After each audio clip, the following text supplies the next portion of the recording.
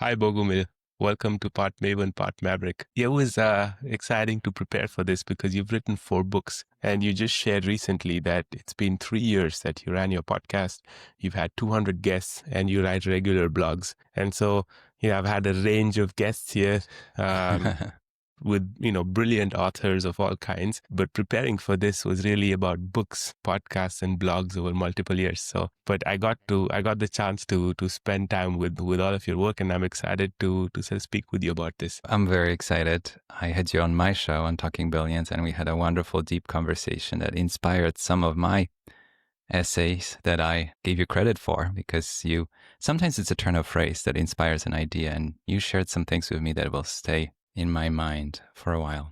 Hopefully the idea is, people listening also, it kind of gets them thinking along certain ways. And I think your work has that. But to kick it off, if someone's not heard of you before, or any of us for that matter, why should they listen to us? Find something more interesting to do. No, it's a great question. Elevator pitch. Who are you? I actually shared a little story the other day. I listened to Ken Langon's podcast interview on investing for the best. And I met Ken Langon, who's a billionaire. He's one of the co-founders of Home Depot. When I was a junior analyst in New York, I just arrived. I was super excited. And somebody said, there's this lunch. There might be somebody there. So I went, and Ken Langon was there. Luckily, I knew what he looks like. Very few people maybe do know. But he walked up to me. He looked me in the eyes.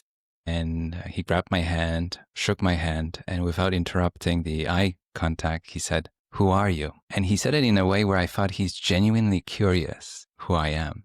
And I was thinking how many moments we have in life where we can grab somebody's hand and ask them, "Ritavan, tell me, who are you?" And I think that's what you're doing to me right now. So I thought I'll share that story. And Ken Langon wrote a book about capitalism and American dream. I highly recommend his work. A very inspiring individual. He says that trust is the most important value, and I think we'll talk about it today too. I was born in Poland, 1980. Poland was a Cold War communist country at the time, and my first decade was under a regime, an economic system that collapsed on itself. And we'll probably talk more about it, but it made a lasting impression on me. Kind of made me realize that the setup of a country may work very well or not so well, and time will show. Kind of like a business, right? If it's a poor business, time is the enemy of a bad business, as Buffett tells us. Poland changed in the second decade of my life. The country opened up, and I think it definitely inspired my curiosity about how the world works, not just politics, but economics and business. So it was obvious to me that I have to study business, and I went to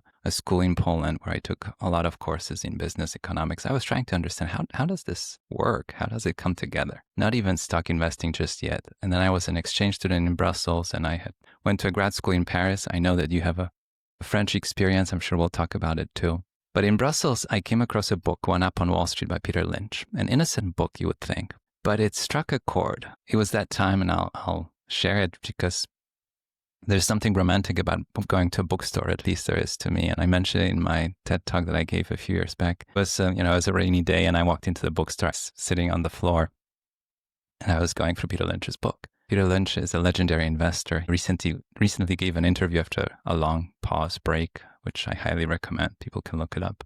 But Peter Lynch told me, the reader, that I can own small pieces of businesses, that stocks are small pieces of businesses. And if you don't take anything else away from that book, that's a very profound revelation. So I was coming from a school in a time when the internet bubble burst, and a lot of my professors, now looking back, I think lost money owning some of those stocks, internet stocks. And they told me that the stock market is a casino. You go, you gamble, but don't be surprised to walk away with nothing. And Peter Lynch said that's not the case. It can be if you choose that approach to the stock market, but you could see it as a long-term ownership of businesses. And that idea just couldn't leave me. And I kept on looking for books. Luckily, in the introduction, in the foreword to that book, Lynch mentions Warren Buffett. And I had no idea who Buffett is or was. I thought Buffett was just another CEO of a large US company. What's different about Buffett anyway, right? And then I read some books about him, and Robert Hagstrom's book, Warren Buffett Way. I got to meet Robert, and he's been a guest on my show, and I co-hosted a few episodes with him and Matt Sigler on Excess Returns, which became a series that we call 100-Year Thinkers. I highly recommend it. We have Chris Mayer on that show too. A fun conversation. But anyways, Robert's book opened my eyes more to what investing is all about. And I came to New York, found a firm where I really learned the craft of investing. But I discovered something that I'm sure we'll come back to, that there are people behind the portfolios. And I tell people that I came to investing for the intellectual puzzle that it represents, but I stayed for the people I get to serve. So I'll pause here, but How wow. did you end up in New York, Bogumil? That's something that you didn't, that I don't know about. So how do you end up changing continents? Well, changing countries to begin with, right? So I had this dream of seeing more of the world, like a candy store. You try one, you want to see more. So coming to Brussels was an eye-opening experience, a small but very cosmopolitan city. And I took classes with students from all over, and I took language classes with students from even more countries. And it opened my eyes to how much we're alike, but also how we see the world differently. And Peter Lynch's book inspired a dream to come to New York and work in the investment profession. And there are a few people that told me, if you want to work in investing, you have to go to London or New York, at least to start. I think that at the time there was a lot of truth to it. So I was fortunate enough when I was in Paris, I was a graduate student in Paris. I got in touch and I was introduced to and I connected with through various channels with a few people. But one of the conversations led to an internship in New York. And I came to New York as an intern. I was very excited. I'm going to see the real world investing. And the firm that accepted me was a firm that was both in what you would consider value investing tradition, but very open-minded, not just buying Ben Graham stocks. But on the other side, they had very interesting clients. These were families that have had wealth over multiple generations. And this was my second eye-opening moment where I realized it's very important to know whose money you manage and to have an alignment between your personal preference for how you want to invest money and the kind of audience that you have. Obviously, if you're managing your own money, the audience that you have is the one you see in the mirror in the morning. But if you manage other people's money, you have to take into account their preferences, their time horizon, their sensibilities, and so on.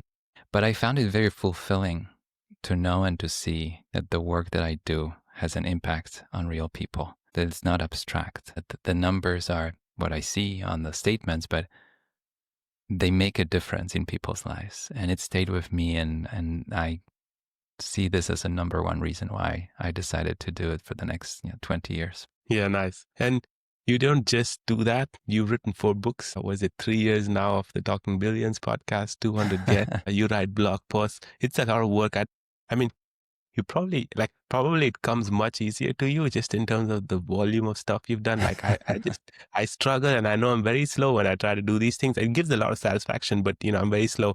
But so what has been your driver? Is there some kind of disagreement with the status quo? You feel like there's a point of view missing? Is there some dissatisfaction? You feel that, that you're bringing something to the table that people don't know so far off?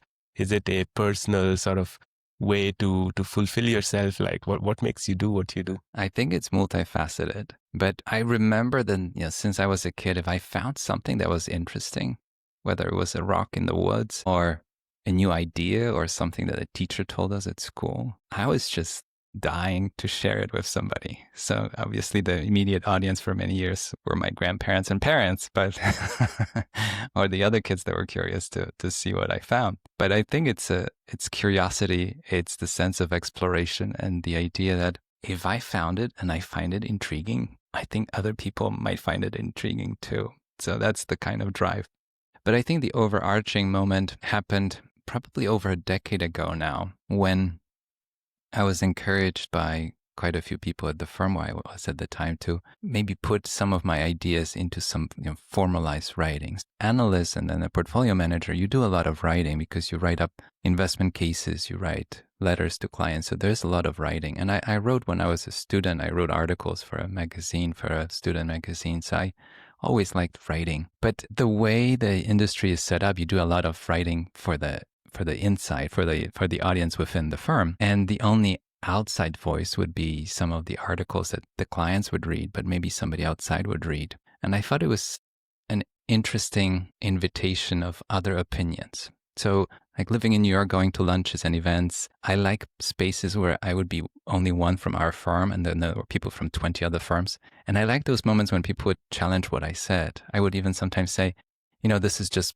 my opinion, my experience. And even these days when people ask me to give a talk, That's how I open. And I say, well, feel free to poke holes because that's how I learn with you. Maybe I'm missing something. Maybe my perspective is not a complete perspective. I know it never really is, right? So I'm curious. It's this idea of learning in public. So 10, 11 years ago, I published an article about the role of women in the success of family fortunes. And I haven't seen much written about it. And it was my first post. It's somewhere out there. It was shared a lot. I mean, a lot, I don't know by today's terms, but at the time it made an impression on me that people wanted to read it. But I showed examples from history how women 100 years ago, 200 years ago, 300 years ago, for different family fortunes played a key role allowing those families to survive. And some of those families are still among us, and some of them are still well-to-do around these families. There's a really fascinating thing that comes to mind, and Yeah. that's something I learned in the book Just Evil Enough by Alistair Crowell and Emily Ross. But they actually go back to Genghis Khan, the Mongol conqueror. And at that time, it wasn't common in Mongol circles and in the areas, in Asia and towards like Eastern Europe, like women were not really ruling, right? So it was always a male thing. And this guy figured out pretty quickly. He said, "Oh, actually, women are just as good. Like they can rule too."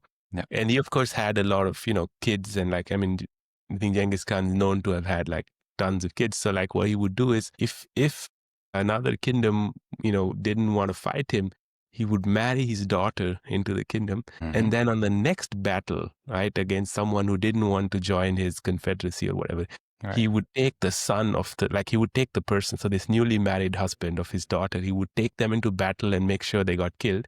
And then his daughter would run the place. And so he expanded partly his empire through that.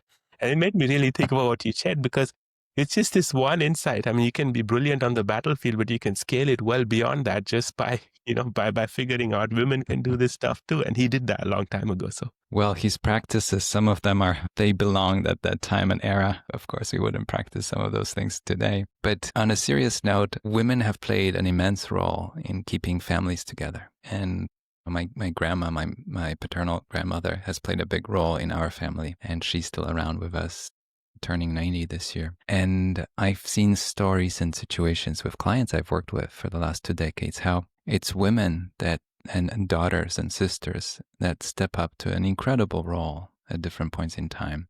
And they allow for that continuity. And in that article, I mentioned, there were conflicts, some of the families I mentioned in Europe at different points in time. And the men would go and fight. They would be arrested. And it was the women that paid the bills and kept the factory open and kept the operations running, sometimes with an alleged help of a son, but the son might have been a teenager, so it was really the mother and the sisters running the show. I don't think we give them enough credit. And the truth is, even today, I mean, demographics and all that, women are inheriting and benefiting from substantial wealth out there, and they are playing a key role making sure that lasts to the next generation. It's hard to generalize, but I think women, because they're mothers or they take care of the family, I think they have a special gift for taking care of a family fortune. I'll leave it at that because it's a whole topic in itself, but I find it absolutely admirable and fascinating. But there's a lot of research backing this at so many levels. Like, I mean, the most recent stuff, shows how much more successful women are in Western countries, right? In terms of college completion rates, in terms of grades, in terms of, employment, work, etc. I think Scott Galloway, right, has written recently a lot about this, how boys are failing, and because, there's just women are just outperforming massively. And in a lot of developing countries, actually, for microfinance and many such schemes, what they realized was if you give a small loan to a woman, like a micro loan, the success rate of that family coming out of poverty is much higher. And so that's why a lot of these policies also targeted women. Because, I mean, the stereotype is kind of true. Yeah, you give it to a man, they go and buy alcohol, they get drunk, and then they come home and beat everyone. That's just so. You have all these extremes, right? You have high success rates in college. You have, among people who can afford that, and then among the less privileged, then you also have women being a lot better with capital, family, and all of that. But you mentioned your grandparents, and you mentioned how they played a role. Was it so? If you were to now go back in time, was that the first Talking Billions podcast in mini version? Were they listening? And I'll tell you why, right? Because we're coming now to the phase where we try to understand your journey, and how you became who you are. And for me, I just realized it was dinner table conversation. The joy I Mm-hmm. get from speaking with people in this kind of intimate way is Mm-hmm. something I had at the dinner table. So I grew up with a German aunt in India, and she would listen to me. So we would have food, and then she would sit for an hour, 2 hours, and just listen to me. I'd like speak about what I've read and how my day went and what I learned. And I'm so There you are. grateful she did. She's no longer, like, she died from an accident a couple of years ago. She's not there, but I'm just so grateful that she's just sat for hours and listened to me, because it really gives you the confidence to first feel like you have something meaningful to say, right? It helps you to practice. It's like that's your wall practice. So did you have that with your grandparents? I'm getting a feel that there was a bit of Yes, that. yes, on both sides. I think it's that feeling of, for a moment, thinking that you're the most important person in the world. And as much as it's wonderful to receive it, I think it's wonderful to give it, offer it to people. And I think the podcast is my chance to truly allow somebody, my guest. And I hope you felt that way, that you're 100%. the most And I'm trying important to person. make you feel that way here, right? I think, no, really, that Yeah, was, you're gonna make me blush here. because so I mean, there's two reasons how this thing came about, right? One was when my book came out, I went on more than 25 podcasts, and I realized even the bigger platforms, right, with a lot of views, with all the explicit metrics, the numbers are all impressive and nice, but somehow I felt the depth of the conversation was lacking. I felt it didn't give me the satisfaction I was looking for, either intellectually or emotionally. And so that was something that said, oh, there is space for this. I don't know whether it's, how viable, commercial, or whatever it is in long term, doesn't matter. But there's definitely value in this. And then I was on Guy Pearce pod as a guest, and then he also kind of, he said it's learning in public, and you should do it. And so then I said, okay, well, if someone like that can do it, I should try it too, And so that's how Part Maven, Part Maverick got started. And now it's booked out, for half a year, and we've had amazing guests. And so yeah, it's Incredible. Incredible. right. But I hope you're having that feeling, and like let's really get into your childhood. How was what was little Bogumil like, and how was it growing up, and your grandparents, and all that journey, and your growth as a human being, and sort of what made you what you are, those big milestone moments apart from Brussels and Peter Lynch. No, it's a wonderful question, and despite of the backdrop that might seem very gray and harsh with communist Poland and all that, I was completely unaware of what was going on. It's that bigger lesson that a child doesn't really question the reality and say, oh, I have less or I have more than Rita Van. We don't really live like that.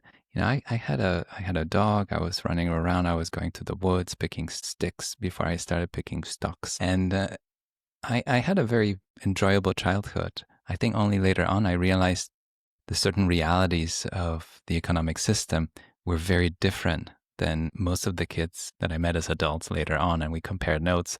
And I realized, wow, this was a very strange experience. But as a kid, I had no idea that this is different or worse or better. I was walking with my grandpa and holding his hand, and he was telling me stories about knights and kings and queens and princesses, and teaching me history as we were walking. And we were going to pick up little paper cards the government was issuing.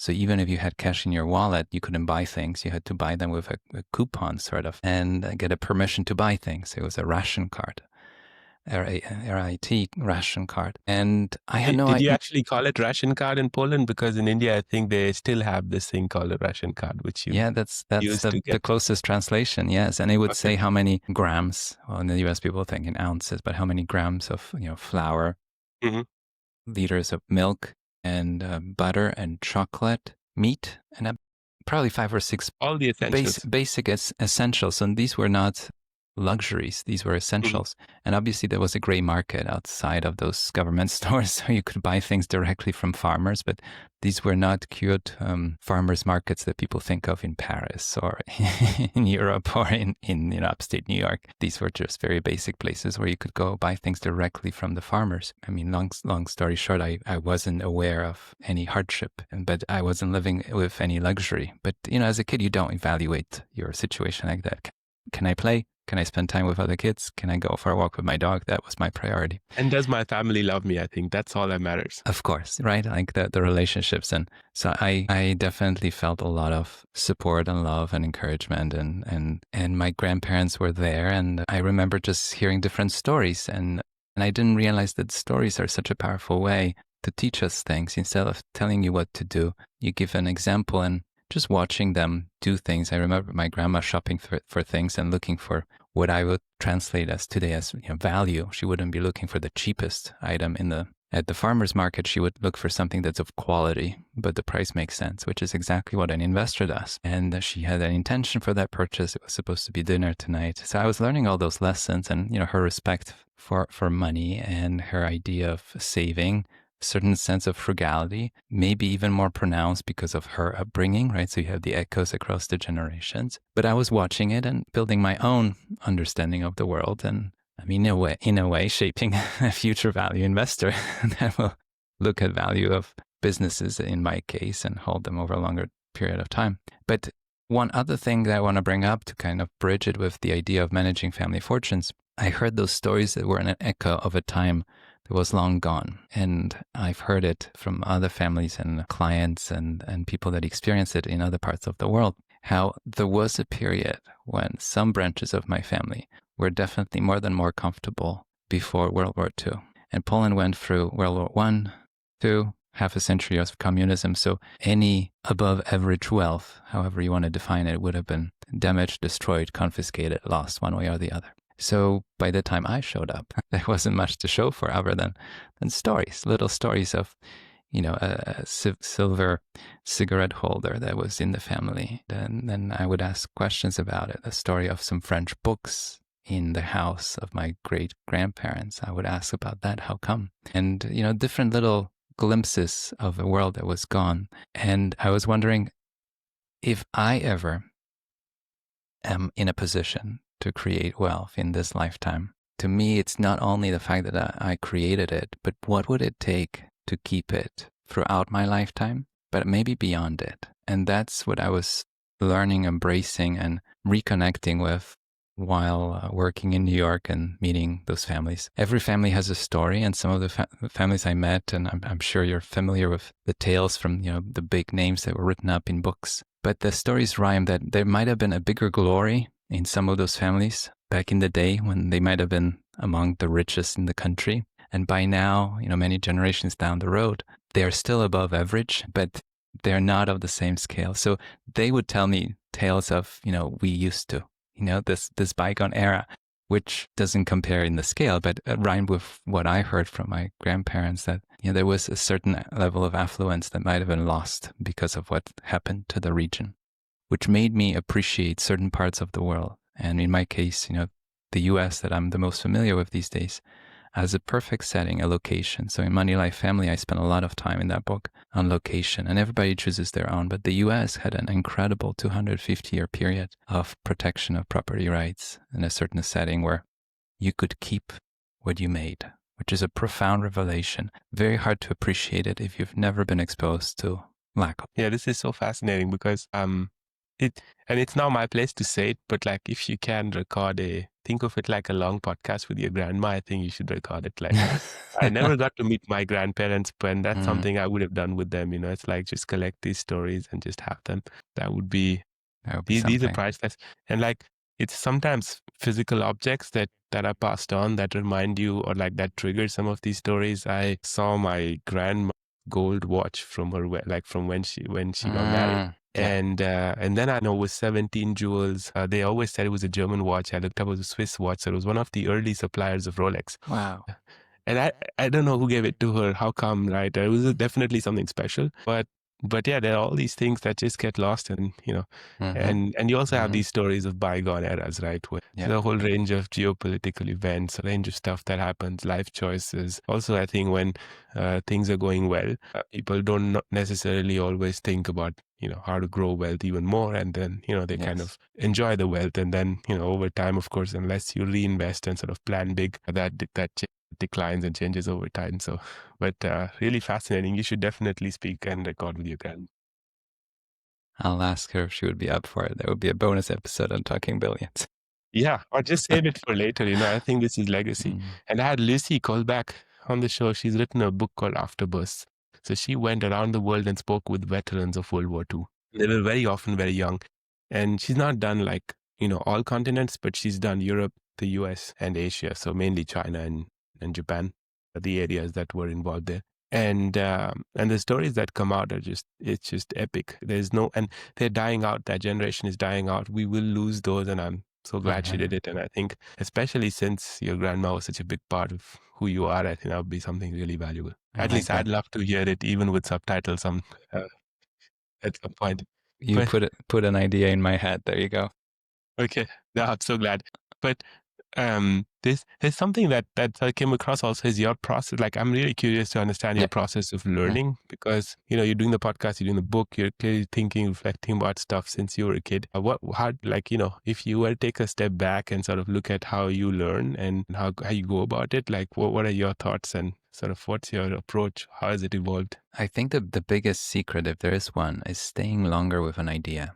And I think it's becoming even more challenging in today's world. I gave a talk about the need for unplugging and having a bit more space for your own thoughts. And it might have been by now 8 years ago, as a group of investors in Zurich. And I thought that maybe this is not the topic, not the time. And I was really touched by how many people resonated with that message. And, 8 years later, whatever it is, I feel like it's a bigger challenge today to stay longer with an idea, because we're interacting with inputs, data. You're the data expert, with such incredible speed that we don't really have the time to even ponder.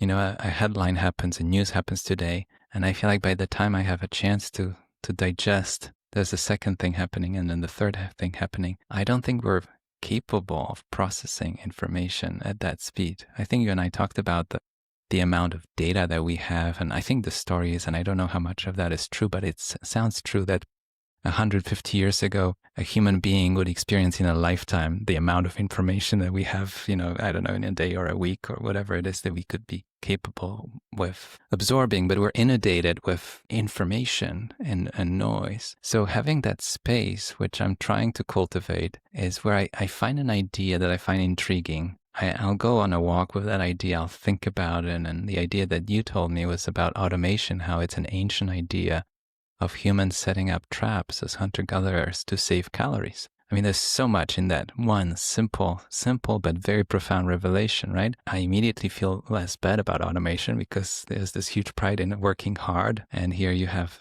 something automating for you the work. And I'm thinking hunter-gatherers knew very well that they could actually starve to death unless they wisely allocate their calories. It's a very different decision than me poorly allocating my working day, and I didn't get around to one thing. They were actually making a very serious choice here. Anyways, once I find an idea, I write it down. I kind of have a running list of, sometimes it's a turn of phrase, sometimes it's a sentence, sometimes it's a paragraph, and I just write it down and I let it stay with me. Because I feel like my conscious mind acknowledged the presence of something interesting, and now the other unconscious or subconscious mind is having a chance to digest it. And maybe it will make a difference in my life. And if it's useful, I'd like it to become a part of, well, it's too much to say who I am, but a part of my actual daily, thinking and routine. Ritavan, I think that there are no real secrets. Like, everybody knows what it takes to be, to learn, to grow, to save money, to invest, even to, be healthy and be active and have a little bit of exercise every day and eat certain things. Like, there are no secrets. Like, you can look it up in a day and know exactly what you're supposed to do, right? There's no secret. You can write it down in 5 or 6 sentences, really. Right? And you have the truth of life, or however you want to call it, your own commandments. But actually following through, that's the hard part. And I think what helps me is staying longer with an idea. The other part that I want to mention to you, which I brought up here and there, but I think it still might be a secret to some people, what helped me is to have an efficient net, a capture system for inspiration and ideas across the board, whether it's a stock idea or whether it's a turn of phrase or whether it will be an essay idea, whatever it is. And I find it easier these days because there's so many note-taking apps, but I want to write it down because I don't trust myself that I'll remember. I think that's the way I see it. I also feel like those ideas, and I don't want to get too metaphysical about it because we're, serious business owners and operators here, but I think ideas float in the air. And when you actually corner some of the prolific writers that wrote, tens and tens of books, and when they ask them, where did the idea come from? And there's so many anecdotes that on the side they say, I don't. So my hypothesis is that those ideas actually almost float in the air. For lack of that's the visual I'm working with here, but feel free to challenge me or add to it. But Yeah, if that's you, definitely the case. And then they fly away sometimes, and they you do. want to kind of copy and quickly, it's like taking a photograph of a butterfly. You want to keep it. And then it's not yours to keep, I think. That's the other thing. No. You need to have the humility to say it's there. And then, I kind of took my snapshot, but it's not mine to keep, and it, belongs to everyone, and it'll go somewhere else. And then the question is, with that snapshot, what can you weave that's unique to you, or like, what's your contribution? And that hunting idea was so interesting to see how it evolved in your mind and what it germinated into. Because the take home from me was, and again, for me, was exactly something like this. Like, we were actually on a tiger safari with my wife, and in the evenings, they want to keep you busy because the tiger safari is actually quite exhausting. You do 3 hours early in the morning at 4:30 or 5 a.m. Yeah. 3 hours. You come home, you come back to the lodge, whatever. You take some rest, you have lunch, and then again in the afternoon for 3 hours. And it's heat, dust, tropical heat, dust, and all of that stuff. And so in the evenings after dinner, they just want to keep you busy for an hour. So they show you a documentary. It was a pretty old documentary, actually, I think from the 80s. But it's the first guy who filmed wild dogs hunting. And that was where no one had ever filmed. Everyone, we saw wild dogs on the safari, but no one had filmed them hunting. And he's going around with one of the local tribes that lives in the forest. And he's trying to figure out why. So the many times he has the camera set up, the dogs start hunting. The moment the dogs spot them, the two humans, they stop. And he's trying to, understand what's going on. Like, they're about to hunt, the deer is there, nothing has changed. Suddenly the dogs see the humans, they stop. And then this tribal says, oh, what we do is we usually like to stalk the dogs. And then when they finish their kill, we chase them away and take the deer. So that they scavenge off the dogs. And that was the insight, which was evolutionarily over thousands of years. The dogs figured out, if there is a human, let's not waste our calories, because let's not waste our energy, because even if we kill the deer, the humans will come and chase us away and take the deer away. Right. And so that was where I thought, okay, whoa, this is like something's going on here. And then there was some other things, like I saw some fishermen near the sea where they had nets set up, and then there were those going out in boats. And I said, oh, this is passive income, like where you leave your net and then you let the fish swim in. And I was sitting with an ecologist who studied elephant migration patterns, the mom of one of my classmates from Paris, actually. And she's one of the top researchers in the world. And they were emaciated cows walking around, like they were half dead almost. And I asked her, I said, why would anyone keep cows starving like this? Like, what are you going? There's no milk, there's no meat. What do you do? What's the business model? And she said, you try to give it a guess. And what the local sort of tribes of the region and villagers living nearby would do is they would let these old cows just walk around, graze, and collect the dung and sell it as organic compost in some other region where it was priced. Wow. And so it's sort of a semi-passive income where the cow is just eating and, taking a shit, and then all they need to do is once in a week go and pick it all up and then sell it. And so that's where this idea came. Clearly, there were some mechanisms where there is some level of automation / passive income just to, make sure you don't die out. But then you're actively allocating resources, time, energy to those asymmetric bets, like going on a hunt with spears, whatever, right, for big game. Of course. Plus the occasional opportunity where you look to scavenge basically away from someone who's already done the kill for you. So many thoughts, but I think we're getting the idea of productivity, efficiency wrong. I think that's what I'm walking away with. And I think there's a certain pride in saying how hard it was to do something. And I don't know where it started, and then probably we can find different origins in different cultures, but somehow we all ended up thinking, I'm so proud that it took me so long. I remember interns walking out to me and saying, it took me 4 hours to write this. And I remember people telling me stories how when they started, the biggest pride for them was that they were the first to turn on the lights on the floor at that office and the last ones to turn the lights off. And I bit my tongue, and I still do. Because I want to know, what did you do in between? Yeah, no, I'm sure. Right? And I think stories like this give me this very human but ancient wisdom that, this going around and saying, I work 12 hours. It's like, I hear you, I feel you, but tell me, what is it that you think you delivered? And I think that it becomes even more challenging. You and I talked about data. We have AI, we have new tools, we are more and more, empowered in many different ways. But what's the output? What's the quality of it? How much value does it add? And I think it creates a fascinating challenge for businesses in general, trying to evaluate human work, human input, human labor. I remember bosses at different places would send out this email, what have you done for me today? Or this week or this month. And, we would all diligently list so many different things we've done. But actually looking at it and thinking, which one of the 10 items I listed really moved the needle? And I think that's a very powerful, revelation. And the 80 Yeah, and there's 20. certain mechanisms, of value creation. Like, for example, the cows grazing and Yeah. dropping their dung around. It does not matter how hard you chase them, whether you collect it live, No. all of that doesn't matter. It's like that the value creation loop mechanism, is the cow eating and shitting, and all you need to do is collect the dung. So whether you follow the cow all day and then collect it at the same time, or you collect it a week later, it doesn't really matter. No. And I think this is what you're saying, which is very often it's much easier to measure effort. And so you try to quantify, measure, track, obsess about effort instead of really just focusing on the value creation mechanism, and then take a step back and say, okay, how can I now get an asymmetric payoff? How do I minimize what I'm putting in and maximize what I'm getting out?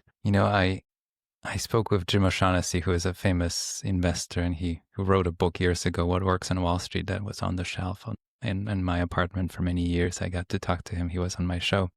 And he asked me what kind of money I would like to manage. And Jim has very direct questions. So I thought I owe him a direct answer. And I said, Jim, I want to manage forgotten money. And he laughed. And I said, no, I mean it. I want to manage forgotten money. And he said, what do you mean? He was on the same page, but he wanted me to elaborate. I said, well, truth be told that when we think about investing money, especially the way I think about investing over a long period of time, it can't be money that you need to pay off the house or get a car or send kids to school. That's not really investable long-term capital. It's the capital, the money that you do need. So the capital you don't immediately need, but also can't afford to lose, is the capital that I'd like to manage.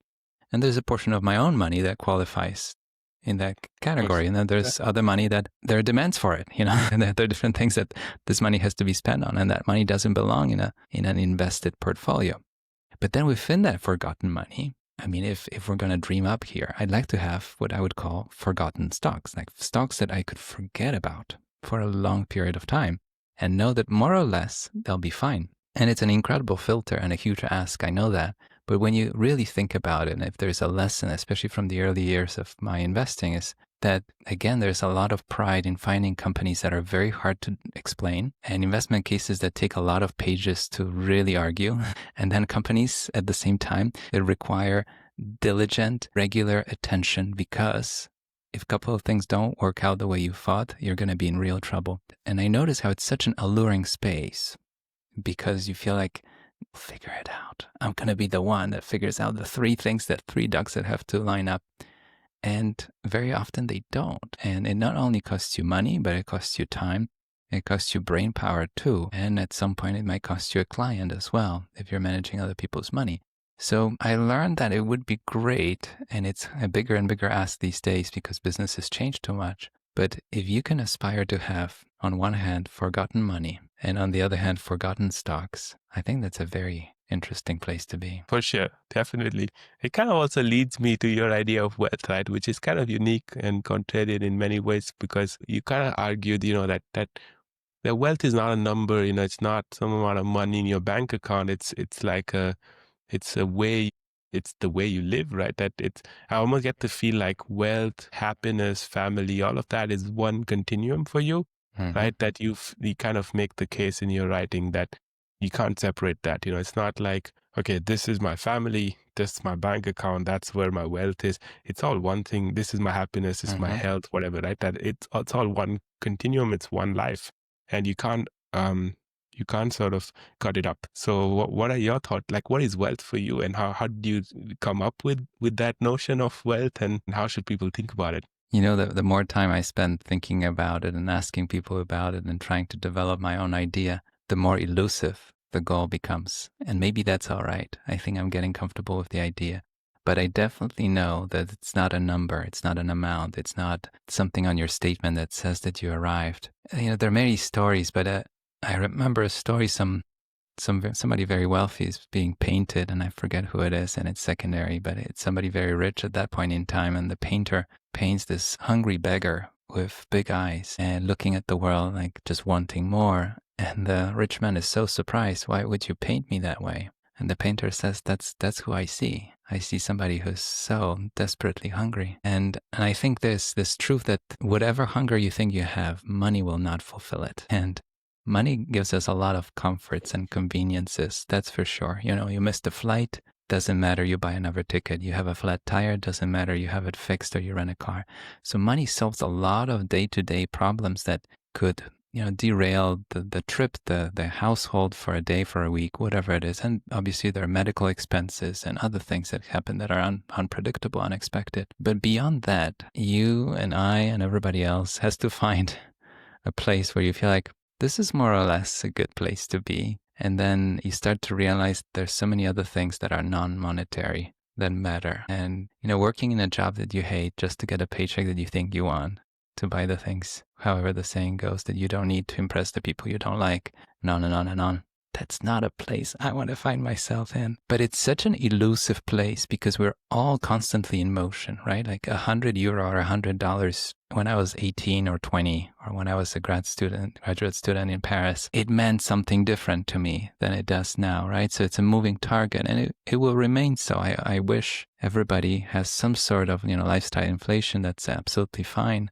Because I don't want to be, I saw Paris at some point staying in student hostels, but I also stayed at a nice hotel in Paris. I have no doubt which one I prefer. Both. But the time when I came to see it from a hostel perspective, I was with a group of students and we went out to dinner and we went for a long walk, and I have incredible memories and I wouldn't trade that for anything else, right? So it's like one is not better or worse than the other. I think they all exist in a context. But now if I went to Paris and stayed at a hostel with my wife, I think that would be an inspiration for an interesting dinner conversation. And a joke or a story for friends to share once we are back. So I think it's all within a context, but I've sat in enough rooms with people that have significant amounts of money in dollar terms, and they're all looking for a certain balance between what they think they need, they think they want, and they actually have, and they actually could have. And it's not static, and it's constantly in motion.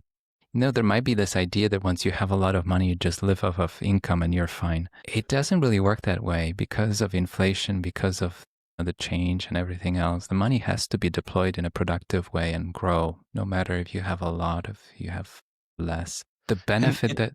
Go ahead. Yeah, sorry. I mean, it's not just the money, Bogumil. I think you have to wake up and do something too, right? Like if you think about it, right, when we go back to the hunting thing, you can set up traps. It'll fill your stomach, but it's not going to fulfill your desire to want to be able to, you know, race and catch something or hunt something, right? We still did that. And I think you still need to make meaning out of your life. You cannot just like, right? Because if you think about it, prison is that, right? You have a roof above your head, you have food, and you can kind of do whatever you want all day, more or less, except go out. Within limits, yeah. But yeah, within limits, but it's more or less that, right? If I leave out the you go wherever you want type of thing. But if I put you in a cage on the beach, right? You could say it's something similar, but it's not going to give you meaning, deep meaning and purpose. You're still going to look for something.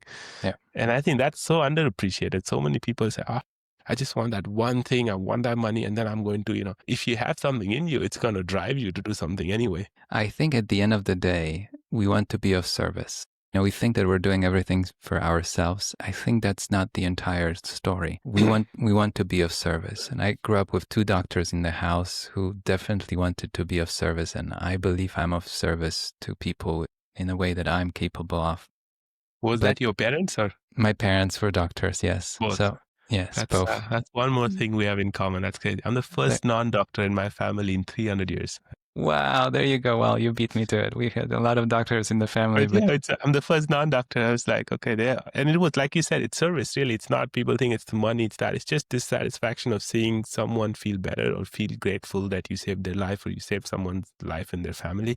Yeah. And I think that's been the drive. And well, I want to emphasize one more thing. And I love the fact that you come from a family of doctors. I think it teaches us how to be of service. When I bring it up especially in America, people assume I grew up in a rich household because doctors in America are well paid. I have to flip it on its head, this narrative, because the first decade of me, being out and about in this world was in a different regime, and doctors were actually very poorly paid. And the richest person in our apartment building was the electrician who had 2 cars. And my dad was walking to work for the night shift, spent at the hospital helping people. Doctors were paid less than coal miners. I have a lot of respect for coal miners, but doctors spent 20, 25 years acquiring wisdom, knowledge, experience to have the trust of a patient to treat them, right? And to be paid less than a coal miner, I don't know. It didn't add up. My grandfather was a village doctor, so, like he was also like you start from almost nothing. There were no roads very often, so there were some remote villages. In case of emergency, he got on his horse and rode there. There was no other way to get. There you go. It was in the 1940s, perhaps, something like that, 30s. But I remember, we would be driving home at some point and there was an accident on the road. And my parents would pull over and usually my dad would walk over to the accident before the ambulance came to see what's going on and how he can help. And there was no thinking of, he's going to invoice for it. That's how much he's going to be paid. No, he was in a position to help and he was going to help. And I think it's such a profound lesson that I walked away with, and maybe it took me years to actually see it. And it's definitely a big part of me where I find myself in my profession that, has invoices and statements and fee structures and so on, which I think continuously they're imperfect because they don't really capture the entire value that one can provide if you want to. But there are moments where I know exactly what the right thing is, and I'm going to do the right thing. Even if nobody knows about it, it's not on a statement, it's not on an invoice, but it goes beyond any other. If I was in their position, I would love to be treated that way, but I don't see any other way. It's like my dad running up to the accident. It has to be done. So what? There's no model that captures it or no fee framework that captures it. It has to be done, and it will be done, and it will be done the right way, even if it's going to take years for anybody to recognize it, or even if nobody ever recognizes it at all, which I think is a profound thing. I want to mention something else since you brought it up in that context. I had Dr. Gromit on the show, who is a financial independence expert. There's this whole movement of saving a certain amount of money and you're going to live off of it, which I think it's the concept is helpful because people want to have a target. But what he told me, and if people want to explore his recent book about purpose, he told me that there are 2 kinds of peace, 2 kinds of purposes in life. And I think we're allured, seduced by the big P. I'm going to eradicate hunger in the world, like everybody would like to think so. Or I will make sure that the whole world is at peace. Of course, we would love that. But then what's actually possible in our life is the small P. So the small P, you could volunteer at a soup kitchen in your town and feed 12 people tonight. You could do that. Between the 2 of us, maybe we could feed 24 people tonight, right? And he realized that once people reach a certain level of financial comfort, which I also see among my clients, we all long for being of service. It's not that I need a paycheck. It's not that I need to prove anything. I'd love to be of service. And as much as I like the big P, the way he describes it, but he points out, look for the little P's in your life that you could actually do. You could actually help. And I'll add to it, I have this image of people climbing a mountain. So many people are climbing Mount Everest these days to post it on social media and so on. And I ask myself, and I ask sometimes my guests, which mountain would you climb if you couldn't tell anybody about it? It's like it completely reframes. And when I say a mountain, it could be a goal, a project, a pursuit. Of course, yeah. You write a book that nobody ever reads. What kind of book would you write, right? I think it's a cool question. That is really profound. I will quote you on that. What mountain would you climb if no one knew you were climbing it? That's a beautiful one. You can't tell Everyone anybody. speaks about climbing the mountain and all the storms and the challenges you face in climbing it. But I think if it's a performative thing, if you're doing it for others, then you don't, that's this whole inner compass idea and doing, and Yes. what would you do? And I think that is this kind of leads me to something you write about a lot in different situations, which is that money in some ways is a mirror that reflects your character, your priorities, and your relationships. And that, it's all about building temperament, right? So it's about building your character. It's about setting your priorities right, and it's about having the right relationship. So how did you arrive at this, and what experiences, or what led you to that? to that realization? So many different things, but let's start with what money is and is not. There are different ideas, and I continue to find better vocabulary to explain. And most recently, I was exposed to Peter Koenig and his books about money being a projection screen. And I had Nadia Taranchevsky, who works with people and talks to them about money and their money story. And I thought that seeing money as a projection screen where you can see better yourself and you can see others better. We can all see ourselves better. It's kind of on the outside. But money, to me, it's also a language. I think we use it in places where we run out of words, And it's both on the negative, for lack of a better way to describe it, and on the positive side to it. Like when people have a big court settlement and somebody has to pay millions or billions, whatever it is, I think at the end of the day, the other side is waiting to hear, "I'm sorry." I think that's what I see when I hear about those cases, and I think the other side is just waiting to hear, "I'm sorry." And if they're not going to hear, "I'm sorry," then maybe the dollar amount will be that, right? Mm-hmm. And then on the positive side, when you leave a tip and you want to say thank you, and I brought it up actually in a room of wealthy individuals on a few occasions and families, and we were talking about receiving and giving, which is a topic that comes up in the podcast because I see it with clients. Every inheritance is an act of giving and an act of receiving. And yes, there's a legal structure. Yes, there's an investment reality to it. Yes, there are tax consequences and on and on. But it's two humans. One is giving and one is receiving. And when I bring it up, everybody says, of course, of course, of course. And I have a good friend, a mentor, Jay Hughes, who is a retired family lawyer, who talks about a gift with warm hands. People know how you gave it. So I ask people, when you go to a restaurant, and now tips, especially in New York these days, are very high. They're included, but you pay on top. And I ask them, when you sign, do you sign and say, "Thank you," through like a closed shut jaw? Or do you open your mouth and you say, "I really had a wonderful experience. I'm looking forward to bringing my wife or my friends here. Thank you. I really appreciate that you went out of your way to give us a better table. I just want to say thank you." And beyond me just saying thank you, here's the tip, right? So money is a language too. It's very, very powerful and profound. In terms of my own makeup, I continue to discover different elements that I absorbed and acquired over 45 years of my life. And I think that the foundation for me was the years when the money didn't have as much of a significance in life because you could have a paycheck, but you couldn't buy things. The stores were empty and you had to almost hunt for products in a defunct economy. And then we had hyperinflation in Poland in the 90s, which was very confusing, not just for my parents, but for me as a kid, if they send me to a store. And I remember to this day, a 1 liter bottle of Coca-Cola was 10,000 in local currency. Then it was 20,000.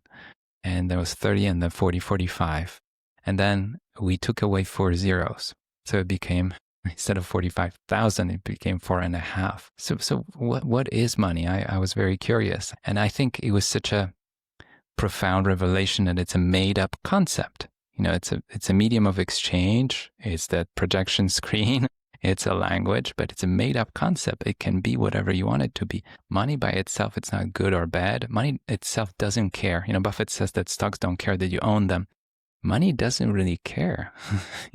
Money's just, and these days it's not even in your wallet. It's digital, virtual, moving back and forth between accounts as we use our credit cards. We don't actually feel it. So anybody that receives an inheritance has an interesting opportunity and a challenge. And Jay Hughes that I mentioned, he talks about the challenge of integration, of integrating this phenomenon into your life. And long story short, but there's no money out there in the world that exists in a vacuum. Every single dollar has a psychological, emotional charge beyond its economic value. And I think what a lot of investment advisors might be missing, just focusing on the portfolio and showing, here are my stocks, this is how I bought them, these are the balance sheets, asking a few questions. Tell me, how did this money come about? Your dad left it for you.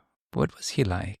And what's your memory? And you might realize that people receive their inheritance at 20, but a lot of people receive their inheritance at 55, 65 these days. We live longer. And they have a lot of history with the individual that left the money. And hopefully it's more positive than not. And hopefully they can focus on the positive aspects, because if you don't, it's a very challenging place for them. And it's an equally challenging place, if not more so, for an advisor that's trying to be of service when you're entering a context. That's, yes, we're turning 1 into 2, 2 into 4, but context is my dad really wanted me to have it. And here I am asking you to help me to grow it. That is so true. And now that you say it, I mean, this inheritance thing especially is so relevant that I think Liz Philby or someone, she's written a book on inheritocracy and how, like, how inheritances are defining more and more because, you see incomes versus asset prices, that delta has grown significantly in multiples. And so especially for let's say, I just say like our generation roughly, right? But in this range, people would get their inheritances earlier, asset prices were lower, you could afford, owning a home and other stuff much more easily. That stuff has gotten harder. And sometimes I think like, oh, what if I could get at least a part of my inheritance now that would allow me to allocate differently? But one thing I try to do then to kind of say, okay, money is a number in as far as doing the things that are meaningful to me are concerned. And so I just pretend in my mind I have got it, at least a part of it. And then I say, okay, suppose I had it, what would I do? Okay, I would want to fly, I don't know, fly business on vacation somewhere and then, Yes. stay at a nice place. And so then I say, okay, suppose I have done that, right? Like I can close my eyes, I can pretend I was on some island I want to go to or whatever, and then I say, oh, I want to do this one other thing, and I do that. And so you simulate all of that in your mind. And then you sit down and say, okay, now what? What else? And yeah, and you kind of skip, I think, the expenditure of actually spending that money. You kind of get a semi-enjoyment, right? And there's so many experiments, right? Where people close their eyes, they think they're pumping weight and their muscles actually grow. So like, this is not like voodoo or something. This is, it actually happens. Musicians have that. So, you close your eyes, you pretend you're playing your instrument and you start playing better. So this is a real thing, right? Like, and so why not do that for consumption or pleasure, joy, whatever you want to say it, like as far as experiences are concerned, you can simulate that. And then take a step back and say, what would I do then?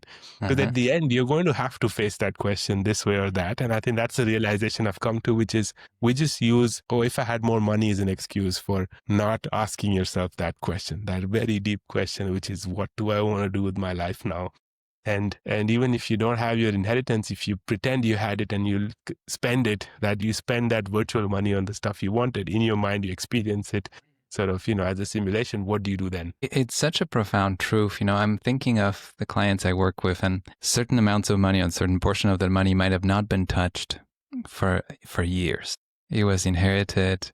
They might have taken some income if they needed. It grew. But like the core, it falls in that category of almost forgotten money. They definitely know they have it, but it's not part of the daily equation. They're making decisions. It gives them that peace of mind, serenity, that just in case they might have it. And it's a human experience. It's absolutely fascinating. And the fact that you might not even touch it, you might even forget what it is exactly right now. You have a range in mind, but you know it's there. And I think that's the experiment you're talking about, that it's like, I know it's there. And that's all I need. So money plays fascinating roles in our life. Yes, we're spending it. Yes, we're investing it. But sometimes it's just present, and that's okay. The other thing you brought up, which I find really intriguing, and I think there's no one size fit all, but we are living longer. And people remind me on the podcast how we have more generations of a family potentially living together at the same time. And that's beautiful, because I think it's an exchange of, ideas and stories that my grandparents, your grandparents, or your parents, or your aunts told you. But at the same time, we might be receiving an inheritance much later in our life. And in some cases, it might be past the point of, you're fulfilled in your career. You might be at the state when you are focusing on other things and the inheritance comes. And I'm not going to say it's less disruptive or more disruptive. It's just different than finding out about an inheritance at 20. But anyway, I think there is some benefit in having some actual or close to it, access and knowledge earlier. And I think just to even learn how to interact with it. There's this beautiful book that I mentioned 1,000 times on the podcast. It's called Brewster's Millions. I don't know if I told you about it, but it's a story. No. It's a novel from 100 years ago. This young man in New York finds out that he's about to receive an inheritance. I think it's $3 million at the time. 100 years ago, much more meaningful than 3 million today. But it's a family conflict, family feud that's being settled, and he has to lose the 3 million to get 30 million. And it's an uncle and a grandfather, or somebody was not supposed to marry somebody. You know how it is in families. But anyways, there's a conflict. If he loses the first one, he can get the big one. When I mean loses, doesn't mean by, useless things. Actually part with it. And for me, it's such a profound little innocent novel, but it captures the essence of inherited wealth. I feel if you told me like what would be one thing that I think a lot of people would benefit from is tell them that they have this much to lose and do the silliest things possible with it, because you will learn so much that you're actually ready for the real inheritance. I think a lot of people go about it the other way, where they do all the silly things with the first one and there's no second one coming. I've actually was partially involved and overheard stories and conversations when you do have an actual inheritor in their 60s reach out to an advisor and ask, is there anything else left? Is there another trust? And it's heartbreaking for that advisor to tell them, no, this was really it. Like there was no dress rehearsal. Like this was it. And at that time in their life, they might have really a hard time, re-engaging with the labor market and on and on. I mean, it's something to ponder, think about that may happen to more people going forward, where giving them a chance to integrate this inheritance into their life in the most seamless, optimistic, beneficial way possible. And that would be a great gift. I'll just mention the other side of the coin. For me, it's heartbreaking to think that we have to start each generation with almost zero. So many people have had that experience, that there was absolutely nothing coming. And a lot of kids these days finish schools, especially in America, with a negative net worth because they have debt before they started earning. If we can aspire to live in a world where more people have at least something to start with, your life decisions, your choices are happening from a whole different place than you just trying to get back even, financially speaking. But that's my dream. Yeah, no, totally. I think this is, so either you start negative, which is really sad. I think that's a failure of society, like of society as a whole. If you get 20-year-olds to start their lives with a net negative. But even without that, I think with circumstances, especially if you're an expat, you change countries or whatever, you go to a new place, you end up starting with less. And then you need a certain amount of time. Like it took me a decade to reach a point where I said, okay, I don't have to think about, putting food on the table and the next mortgage payment or whatever. And then you ask yourself the question, okay, what do I want to do with my life? But eventually that's where you end up. And through the ups and downs, I think you kind of get to learn about money and how you look at money differently.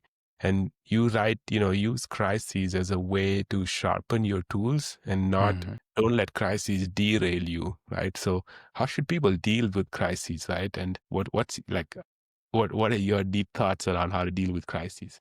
That's a great question. I took together 100 essays that I wrote during the pandemic, and I published them because people asked me about those essays, and I thought they have to be in one book, even for my own benefit, to go back to see what I was thinking at the time. It's very easy to say that some things were obvious, that the market correction will be short-lived, that we're going to stay home only for that long, and on and on. We didn't know at the time. In the middle of it all, I was in New York and we were really clueless how bad this will be and for how long, and many, many questions. So I wrote that book, but the big profound lesson for me is along the lines of The Infinite Game, and James Carse wrote a beautiful book about, and a few other people build on top of this idea. But in life, there are two kinds of games that we can play. The games where there's a clear winner and loser, when you play chess, for example, right? And there are very strict rules, and usually there's maybe even a time constraint. But then there are games in life that I think are truly worth playing. As much as I enjoyed, tennis and chess and other things, I think that they're fun in other way. But friendship, for example, it's a game that you want to play and there's no winning or losing. I hope you don't feel that way. And what you want from friendship is to have it last, continue, and flourish, and provide more and more joy and fulfillment to all the parties involved, right? Like you think of marriage, I hope that the same way, especially the ones that actually last. And if you think about family wealth as something that could last over many generations to come, you know what you don't want. You don't want scenarios that could completely derail you, right? So crisis is a time when you will be tested. And I have this idea when I ask myself, do I get to show up tomorrow and play again? And in this case, for example, in my portfolios, I have no stocks that I could imagine going to zero. I can be still surprised, but there are no companies with a very high leverage. There are no companies with questionable management. And I think it's a real trap for a lot of investors. When you think of a secular decline, when the business is getting weaker and weaker and weaker, consumer shifted, industry shifted, new competition, and the business will never be the same again. So I don't have those potential zeros in my portfolio. So it's one of the ways that I go about it. When you think about your household financial situation, you might choose to have less debt that you owe and you have to pay in case you're out of a job for 6 months, right? Or you might think of having a buffer and having that many months of spending saved for many years saved, however you want to look at it, whatever gives you the peace of mind. And when I think from individual family decision all the way through stock selection to how you build a portfolio, I wouldn't put all my money in a single stock, no matter how much I like it, because they do surprise you. And I want to be the least wrong and be able to show up again tomorrow. Crises will happen. It's just the nature of markets. It's just the nature.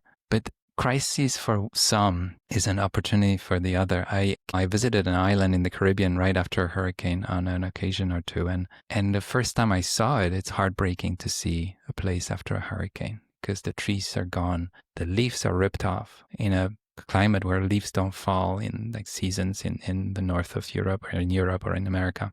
They don't, but the leaves are gone, the trees are broken, the roofs are missing, and you feel like there's this brutal damage. So the optimist in me looked up what's good about a hurricane, right? What's good about a crisis? And apparently it refreshes the nature, right? So the plants that are at the bottom have a chance to grow higher again. Some of the seeds that are from a different part have a chance to populate a different area. And so it clears the whole system to come back again. And it does. Every time it does, it takes a minute. But crises, that's what it does. It just clears the area. It's painful. It's brutal. We know that every crisis means unemployment. Unemployment means hardship in the families. So there's a lot of pain with it. But crisis is needed for the system to renew itself and renew itself and renew itself. So instead of denying and saying, no, there will never be a crisis again, like some people told us 5 minutes before COVID, there were some very prominent speaking heads out there telling us that we will not have, and I'm not going to say who it was, we will never have a crisis again in our lifetime. And I thought, wow, that's a very dangerous thing to say. I would ask, if we have a crisis again, what are we going to do? How can we prepare today? I think it's much more helpful than to say, there will never be a rainy day again. Bring an umbrella, a small one, a foldable one, but bring one. Yeah, no, that's true. That's so true. And I think this kind of wraps up into what you say, right? You say true wealth, it's not about the returns. It's about the mindset, the process, the relationships, and also the legacy. Yes. And in this conversation, we got to touch a little bit on everything. But again, it's impossible to kind of cover everything. And so, I really hope listeners go out there and, read your blogs, follow your podcast, listen to your podcast, and read your books. So thank you so much, Bogumil. It was a pleasure having you on Part Maven, Part Maverick. Thank you so much. What a joy. I really appreciate it.